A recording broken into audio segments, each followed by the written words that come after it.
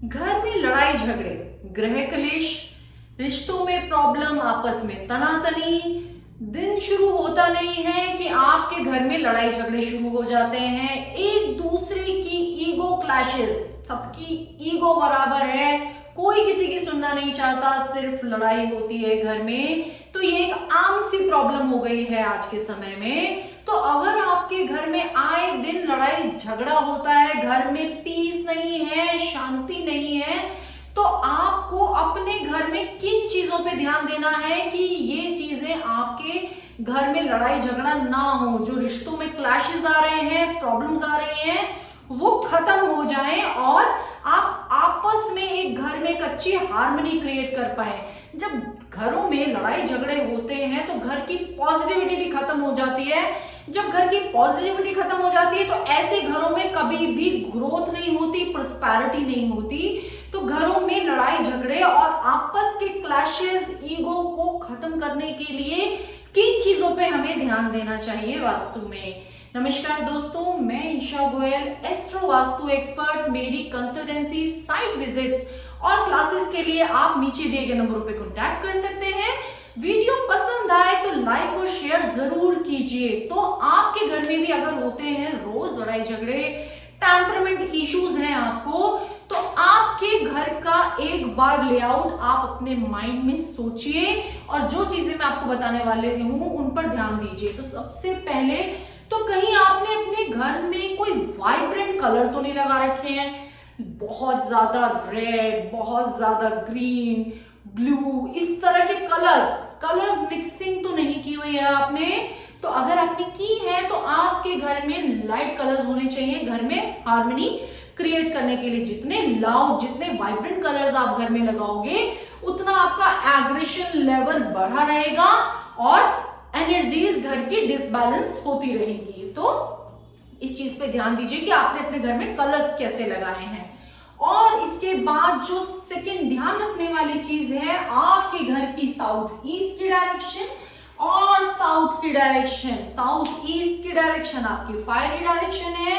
अब अगर आपका बेडरूम साउथ ईस्ट की डायरेक्शन में आता है तो साउथ ईस्ट की डायरेक्शन जब फायर एलिमेंट है, इस डायरेक्शन का जो लॉर्ड, दैट इज जो एलिमेंट है वो फायर है। तो जब फायर एलिमेंट यहां पर है तो आपका एग्रेशन लेवल, आपका फायर लेवल हमेशा हाई रहेगा। तो एग्जैक्टली साउथ ईस्ट की डायरेक्शन में आपका बेडरूम नहीं होना चाहिए। साउथ ईस्ट की डायरेक्शन में आपने कोई वाटर सोर्स रख दिया है अपने बेडरूम में, आपने अपने बेडरूम में ही कोई एक्वेरियम लगा दिया है, कोई वाटर पॉन्ड रखा हुआ है, तो आज ही हटा दीजिए।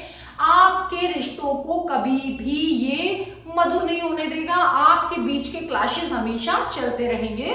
तो अपने बेडरूम, अगर साउथ ईस्ट का आपका बेडरूम है तो वो आपको ट्रीट जरूर कराना चाहिए। पहले तो आप ये ध्यान दीजिए कि साउथ ईस्ट का बेडरूम आपका होना ही नहीं चाहिए।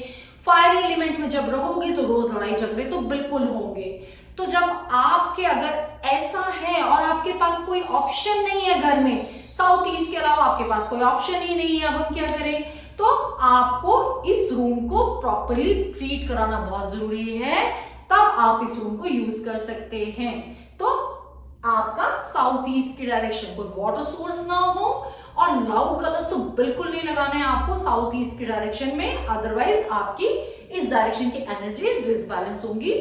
इसके बाद बात करते हैं जो मैंने मैक्सिमम मेरे इतने सालों के करियर में, मेरी प्रैक्टिस में देखा है, आपकी साउथ की डायरेक्शन में कोई ओपनिंग है तो साउथ की डायरेक्शन से जब ओपनिंग होती है, साउथ की डायरेक्शन का आपका डोर होता है, तो ऐसे घरों में रोज लड़ाई झगड़े होते ही हैं, क्लैशेस आपके होते ही हैं।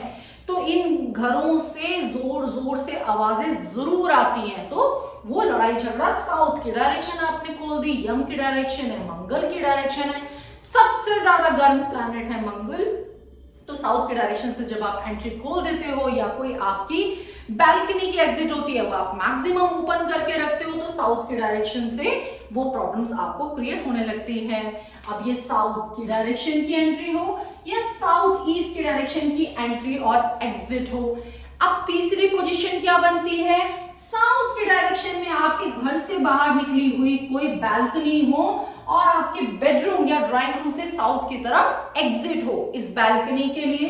तो आप पहले इसको समझो कि साउथ की डायरेक्शन की बालकनी साउथ का एक्सटेंशन हो गई। जब साउथ का एक्सटेंशन हो गई, एक ऑलरेडी फायरी डायरेक्शन है, उसका जब एक्सटेंशन हो जाएगा तो उसकी कैरेक्टरिस्टिक्स भी मल्टीप्लाई हो जाएंगी। तो ऐसे घरों में तो लड़ाई झगड़े होंगे ही, नोबडी कैन स्टॉप देम। उसके बाद सेम जो साउथ की डायरेक्शन की बालकनी है, और अगर साउथ ईस्ट की डायरेक्शन की आपकी कोई एक्सटेंडेड बालकनी होगी तो भी आपके रिश्तों में प्रॉब्लम्स आपस में आएगी ही।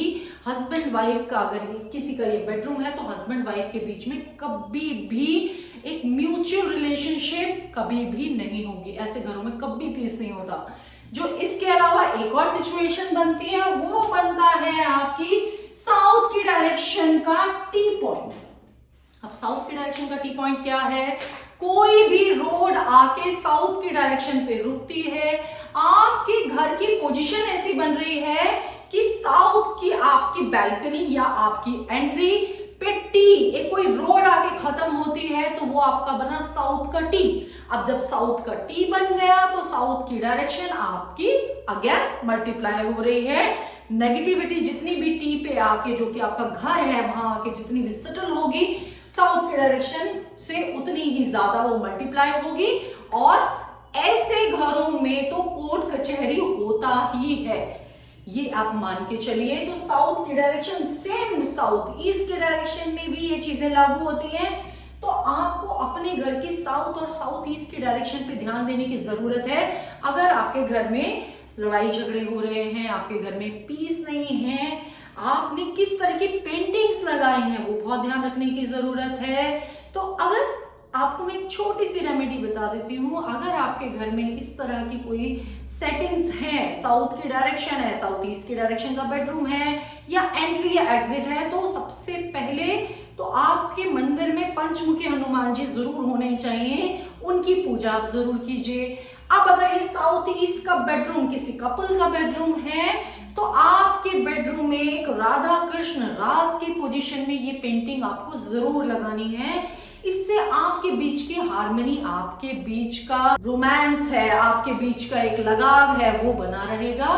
तो वो चीजों को कहीं ना कहीं बैलेंस करेगा। और इस रूम का जब भी हम इंटीरियर प्लान करते हैं तो बेड पोजीशन आती है, टीवी की पोजीशन आती है, एसी की पोजीशन आती है। अब एसी का भी आउटलेट आपका साउथ ईस्ट की डायरेक्शन से या साउथ की डायरेक्शन से कभी नहीं होना चाहिए। जब एसी चलता है तो उसमें से पानी जाएगा, वो पानी फिर अगेन फायर और वाटर का क्लैश बनेगा, तो उस चीज का भी आपको ध्यान रखना चाहिए। तो रूम का इंटीरियर ही एज पर वास्तु किया जाता है। जब आपका साउथ ईस्ट का बेडरूम होता है तो फायर एलिमेंट को बैलेंस करने के लिए, ताकि आप लोगों के रिलेशन अच्छे रहें उस रूम में रहने के बाद। Thank you.